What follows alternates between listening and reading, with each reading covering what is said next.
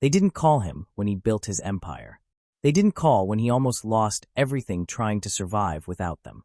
But the moment their world started collapsing, the son they threw away suddenly became their only hope. And this time, Ethan Pierce wasn't coming back as the forgotten child. He was coming back with power.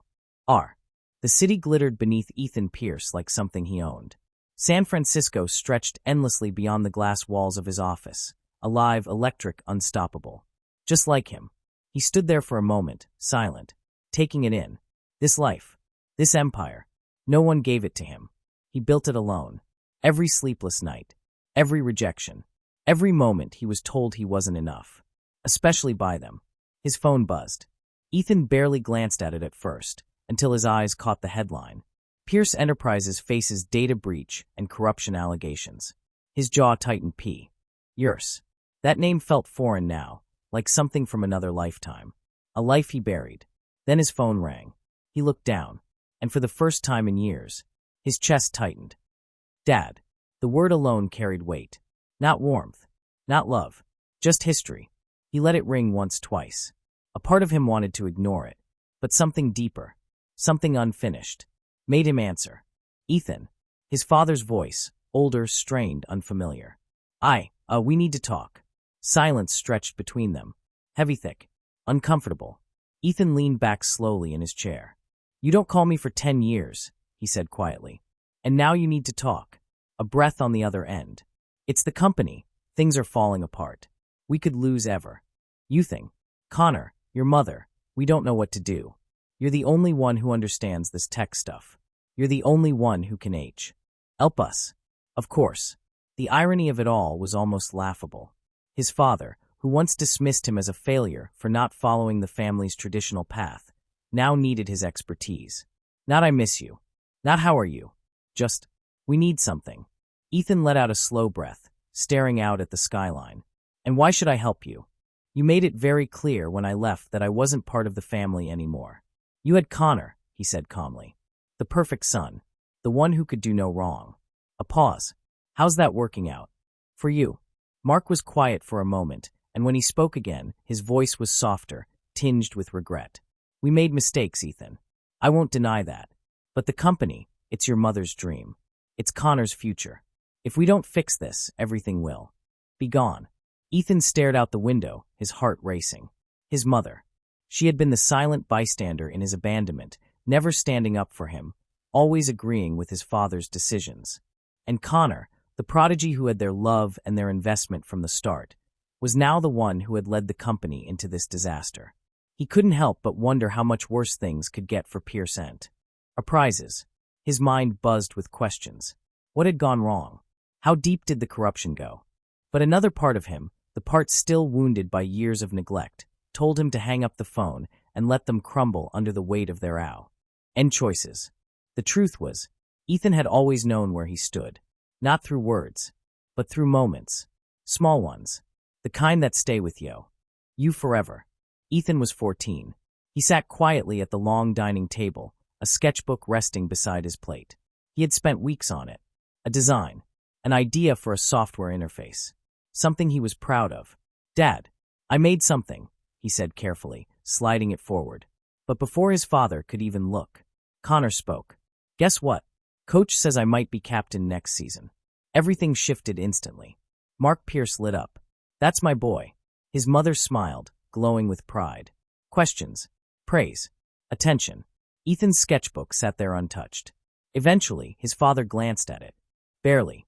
You should focus on something practical, he muttered. That was it. No questions. No interest. Ethan slowly pulled the sketchbook back toward himself. Quiet. Invisible. At 17, Ethan applied for a junior internship at his father's company. He didn't ask for favors. He just wanted a chance. He waited weeks. Then one evening, he overheard the conversation. Connor's starting next Monday, his mother said. Ethan froze. Connor. He needs to learn the business early, his father replied. What about Ethan? She asked softly. A pause. Then, he's not ready. He doesn't have what it takes. Ethan stood there in the hallway, hearing his future being decided, without him ever being in the room. Connor never questioned it, never asked why his brother wasn't included, never noticed. Or maybe, He just didn't care. Back to the present. Ethan ended the call without agreeing to anything. That night, he stood on his balcony, the city humming below him, a glass of whiskey in his hand. His reflection stared back from the glass doors. Stronger, sharper, unrecognizable from the boy they ignored. His phone buzzed again. A message from his assistant. "It's worse than you think." He opened the file, and as he read, his expression changed. Data manipulation, illegal deals, hidden transactions, layer after layer of corruption. His father didn't just lose control. He built this. And Connor signed off on it. Ethan exhaled slowly. His father, the man who had always prided himself on his moral compass, had let the company descend into this. So that was it. They didn't call him because he was family. They called him because he was useful. A tool. A solution. A cleanup crew. Just like always. Except this time, Ethan wasn't that boy anymore. And this time, he wasn't going to be the discarded son. The next morning, Ethan stood in front of Pierce Enterprises. The same building he was never allowed to belong to. Glass, steel, power, all of it, built without him. He walked inside anyway. And the moment he did, everything shifted. The receptionist's eyes widened in recognition. Whispers, stares. He had stayed out of the public eye for the most part, but his name, his company, and his innovations were known across the tech world. And now, here he was, back in the lion's den. The discarded son had returned. And this time, he wasn't asking for a seat at the table. Within moments, Ethan found himself face to face with his brother, Connor. "Ethan," Connor greeted him, a mixture of surprise and relief crossing his features. He extended his hand, which Ethan reluctantly shook. "I wasn't sure you'd come." "I'm not here to reminisce," Ethan replied coldly. "Let's get this over with." They stepped into the elevator, and as the doors closed, the tension between them grew palpable. Ethan looked at him, really looked at his brother, once the golden child, the one who could do no wrong. Now there was a subtle weariness in Connor's face, a crack in the facade of perfection their parents had so carefully crafted around him. For the first time, Connor didn't look untouchable. He looked tired, small. Connor sighed, running a hand through his hair. "You have no idea. Things have been bad for a while, but Dad's too proud to admit it.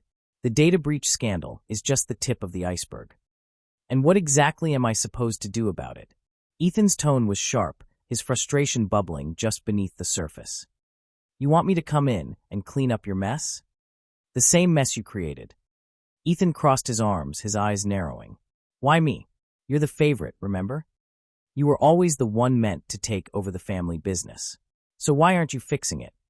Connor's gaze dropped to the floor, guilt flashing across his face. "Because I'm not you, Ethan. I've never been good with the tech side of things. I was just the face. Dad handled everything behind the scenes, and now it's all falling apart. I tried, but I can't do it alone." Ethan felt a bitter laugh rise in his throat. "You're right that you can't. And now you want me to risk everything I've built to save the family that discarded me? The same family that never saw me as part of this legacy. I want one thing clear. I'm not here for you," Ethan said. Connor winced, and for once had no comeback. Every instinct told him to walk away, to let them deal with the consequences of their own actions. But something kept him there, a gnawing curiosity about just how deep the corruption ran. "Ethan," Mark greeted, his voice laced with desperation. "Thank you for coming." Ethan didn't bother with pleasantries. "What's going on, Dad? Why are you calling me now, after all these years?" Mark sighed, leaning back in his chair. "I made some mistakes. We all did. But this company, it's your mother's legacy. It's Connor's future. If you don't help, we'll lose everything." There it was again, the same plea, the same justification. The family legacy, the future for Connor, the golden child. Not once did Mark acknowledge Ethan's success, his accomplishments, his own hard-won future. Ethan's jaw tightened. "And what about me? You spent my entire life telling me I wasn't part of this.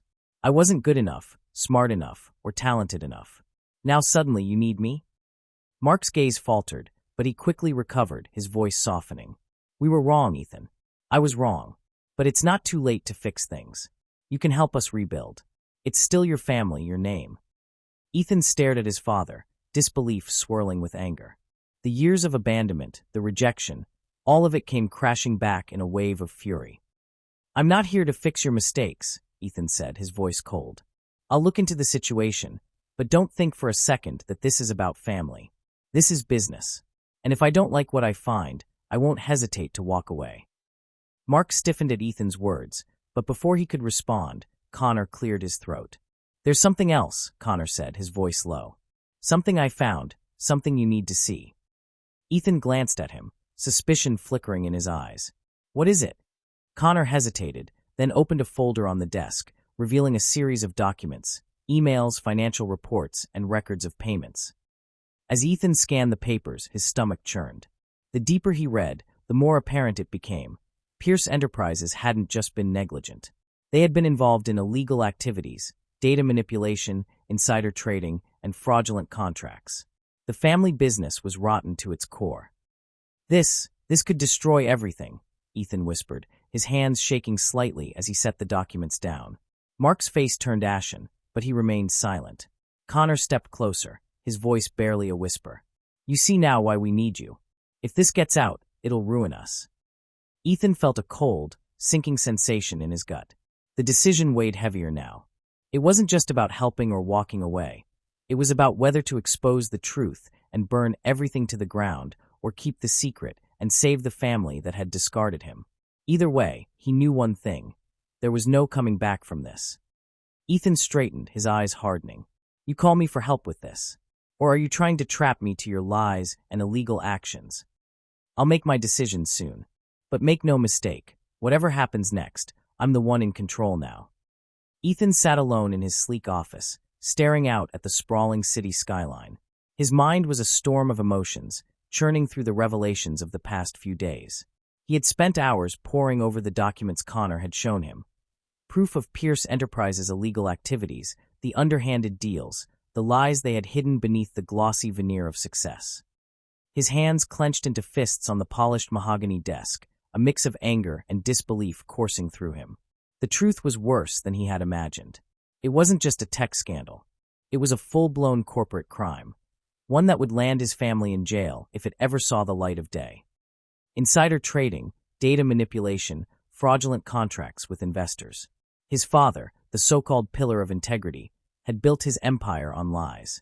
And now they had come to Ethan, asking for a lifeline, expecting him to clean up their mess. His assistant, Lila, stepped in, her usual composed expression faltering as she saw the tension etched on Ethan's face. "Mr. Pierce," she said gently, "your parents are here." Ethan's jaw tightened. Of course they were. "Send them in," he replied, his voice colder than he intended. Moments later, the door opened, and his parents entered. Mark Pierce looked older, more weathered than the last time Ethan had seen him, but still carried himself with that same air of self-importance.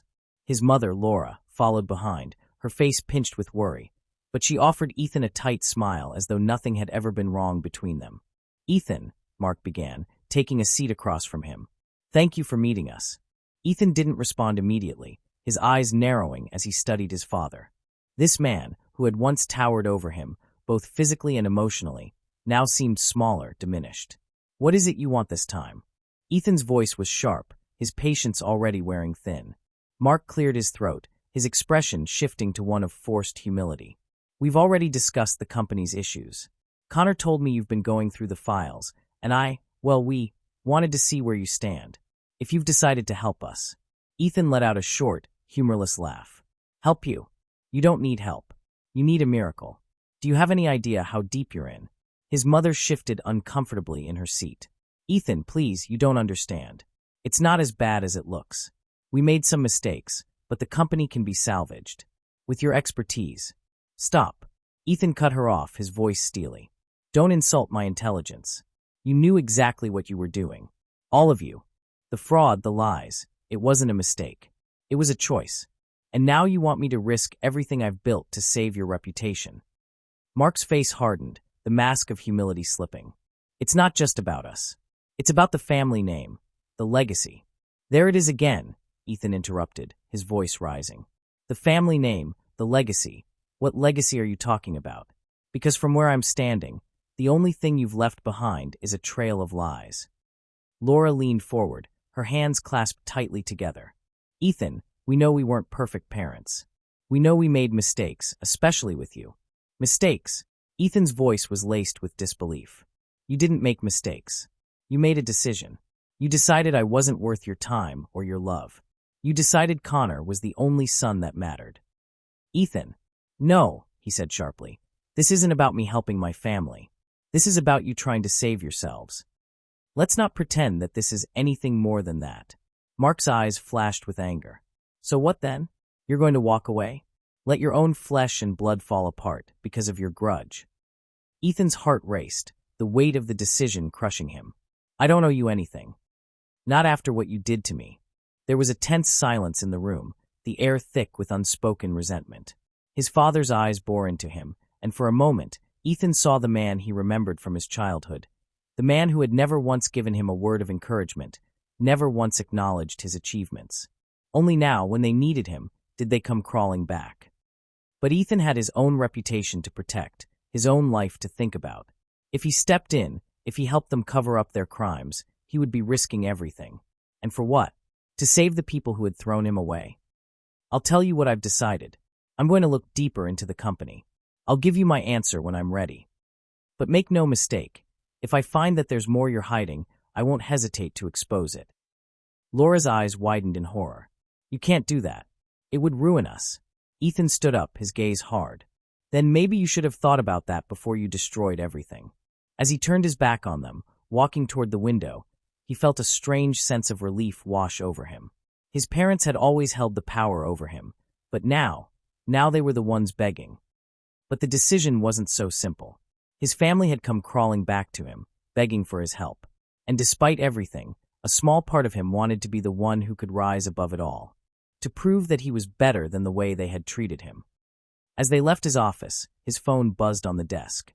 He glanced at the screen, a message from his lawyer. Found something interesting. Call me when you're free. Ethan stared at the message for a moment, a sinking feeling settling in his gut. Ethan, thanks for getting back to me, she said. I've got something you need to see. Are you free to meet in person?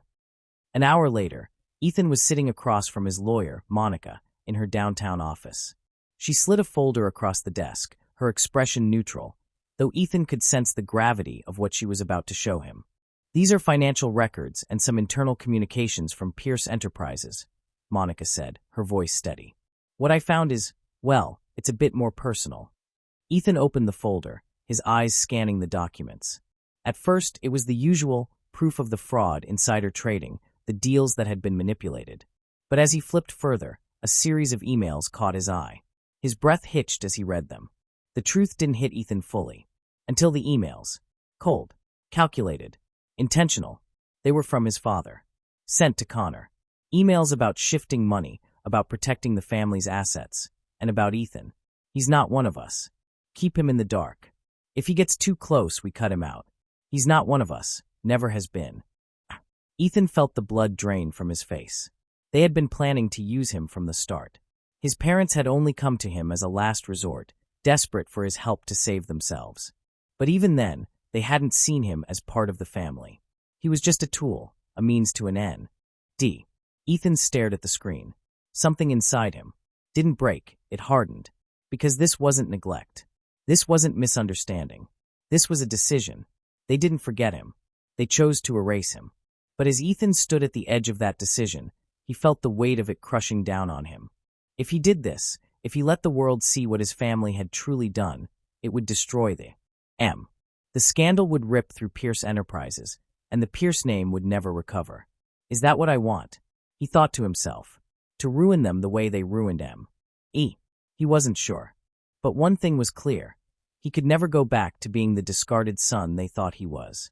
This time, the power was his, and he wasn't going to give it up easily. Ethan sat in his office, staring out at the skyline, the weight of the decision pressed down on him harder now than ever before. His family's betrayal was clear, their manipulation laid bare. And yet, they had no idea that he knew the truth. They still thought they could control him, just as they always had. The irony wasn't lost on him. They needed him now more than ever, but what they didn't realize was that their desperate bid to save themselves had already failed. Ethan had all the power now, and they were in the dark. But the choice before him wasn't simple. If he exposed the fraud and the shady dealings Monica had uncovered, it would ruin them, financially, legally, and publicly.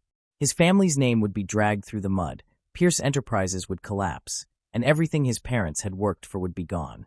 It would be the ultimate revenge. Yet a part of him hesitated.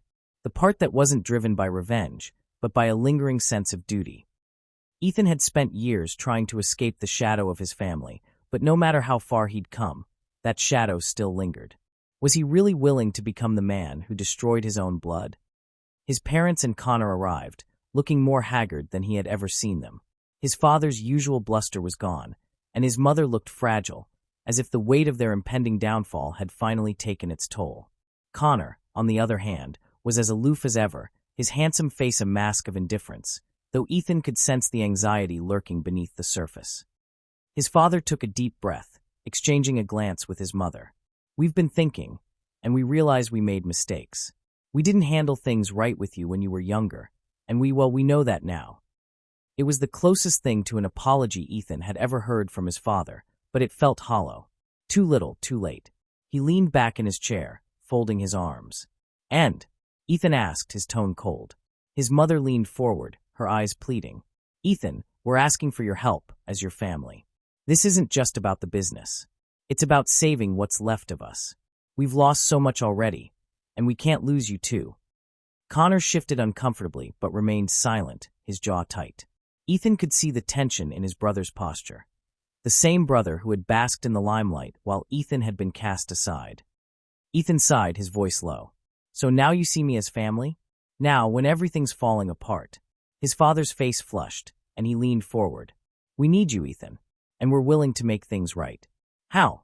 Ethan asked, his eyes narrowing. "What does making things right even mean to you?" His father hesitated, then said, "We're willing to give you more control over the company. A seat on the board. A real voice in decisions." Ethan's laugh was harsh, bitter. "You think that's what I want? A seat at the table? After all this time?" His mother looked stricken. "We're trying to do what we can, Ethan.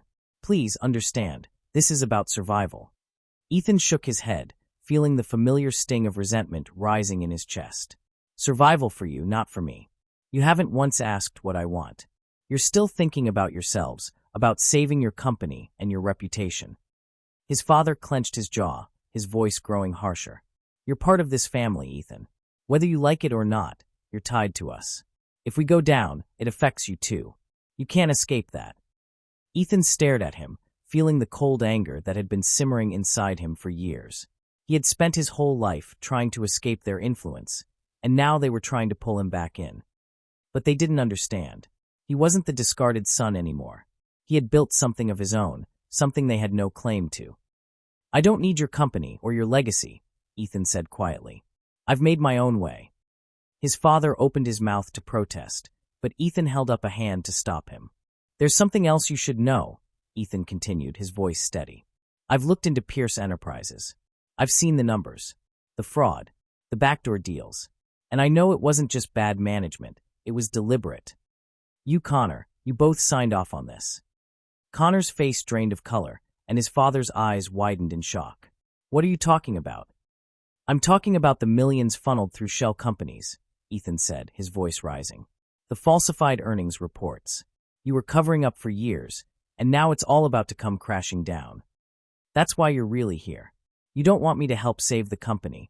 You want me to save you from going to prison." His mother gasped, her hand flying to her mouth.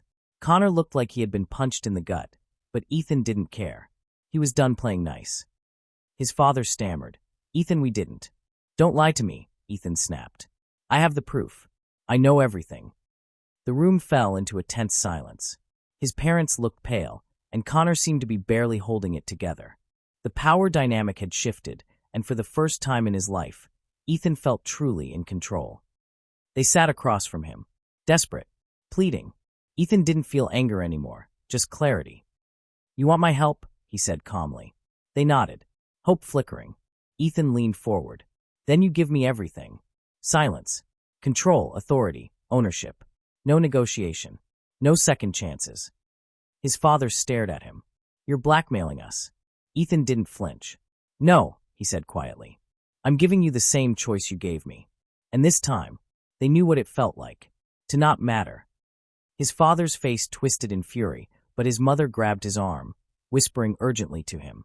Connor looked like he wanted to disappear, unwilling to meet Ethan's gaze. Finally, after what felt like an eternity, Robert Pierce nodded, his face pale with defeat. "Fine," his father said quietly. "We'll sign the papers." Ethan nodded, his heart pounding in his chest. It was done. He had won. But as he looked at his broken family, he couldn't help but feel the bitter sting of hollow victory. He knew his father and Connor had millions in offshore accounts funneled to shell companies, but that would be dealt with later. As his family shuffled out of his office, defeated and broken, Ethan sat back down at his desk, staring at the folder in front of him. Ethan watched the door click shut as his family left his office, their expressions a mixture of defeat and resentment. He leaned back in his chair, staring at the ceiling for a moment before slowly reaching for his phone. He knew his parents too well. They would not accept this outcome without a fight, but he had anticipated every move they could make. He dialed a number and in a low voice whispered, "It's time. Go ahead." On the other end of the line, his legal team was already prepared. Ethan had them on standby ever since his first meeting with his family. He knew their desperation would push them to make risky decisions, possibly even illegal ones, to salvage what they could. His father had always been a man of pride, but when cornered, he had no qualms about taking whatever measures were necessary to preserve his own self-interest. His team moved swiftly. Before his parents could reach the lobby, they were guided to a conference room where Ethan's company lawyers intercepted them with legal papers in hand. The documents were ironclad, binding agreements that prevented his parents from transferring any assets, making financial decisions, or moving any funds without his approval. Ethan was effectively seizing control before they even had a chance to retaliate. It was a preemptive strike. His father's anger would flare, but it wouldn't matter. The moment they signed those papers, the power shifted completely in Ethan's favor. By the end of the month, Pierce Enterprises was gone. Not destroyed, rebuilt. New leadership, new vision, new name. No lies, no corruption, no Ethan stood in his office, watching the city again. A small, determined smile crossed Ethan's face. The legacy of Pierce was dead. A new chapter was beginning. No shadow, no family legacy holding him back. Just freedom. Some families break you quietly, not with words, but with absence, with silence, with choices you were never part of. Ethan spent his whole life trying to prove he was enough, only to realize he never needed their approval in the first Ace. The real question is, if the people who hurt you the most suddenly needed you, would you help them or walk away? Tell me in the comments. And if you enjoy stories like this, deep, emotional, and unforgettable, make sure you like, subscribe, and turn on notifications, because the next story might hit even closer to home.